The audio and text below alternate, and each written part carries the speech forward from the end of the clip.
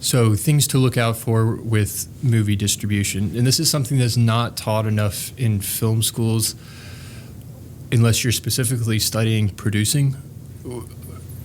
So if you take a screenwriting course, I feel like they should be teaching screenwriters this. And it can be taught in a single class. You can really learn things that will really help you in the future, things to look out for. That if you're going to write a movie, you're going to put so much energy into development in writing. It's worth having a little bit of energy put into this so that you don't lose all that. It's not for nothing. And understanding this process, because there is, as you were saying with the music industry, there's so many predatory business people in this industry, right? Why? Because you have so many people that want to be a filmmaker. You have so much content being created. But let's say you do have a legit product, and I'm a distributor, and we're going to do this the right way. I'm not trying to. This is how most negotiations would go with a distributor. Okay. I'm going to do what's called, okay, I like your movie a lot. I'm going to do a minimum guarantee, right? This is what I'm going to give you up front to sign the contract, the distribution deal. That's the money we're going to give you now. But we're going to have to spend this money, X amount of money, on marketing in order for this thing to be successful.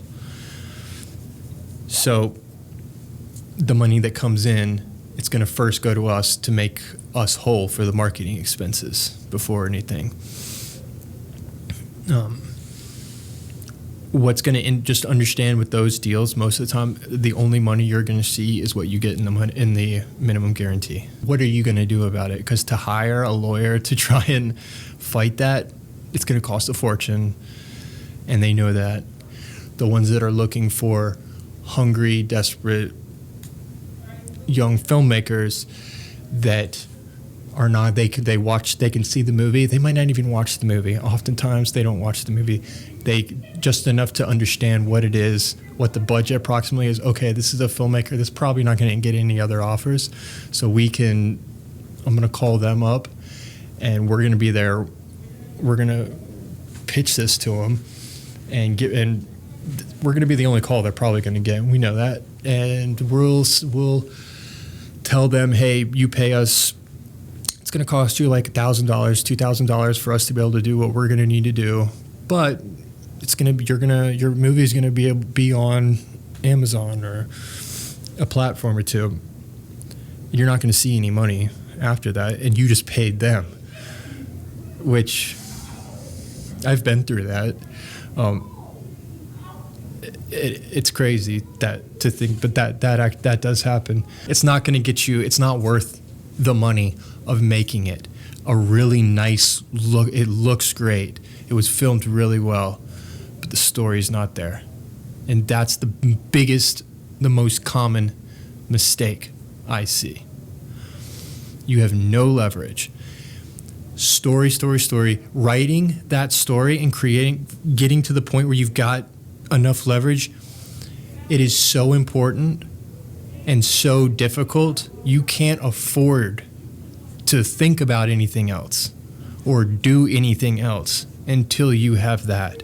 If you're trying to become a director, as a director, your first movie is going to follow you. When you've gone in the festival circuit and it's being put out there, I've seen people try and hide the movies. And if you're putting it, you can't hide it.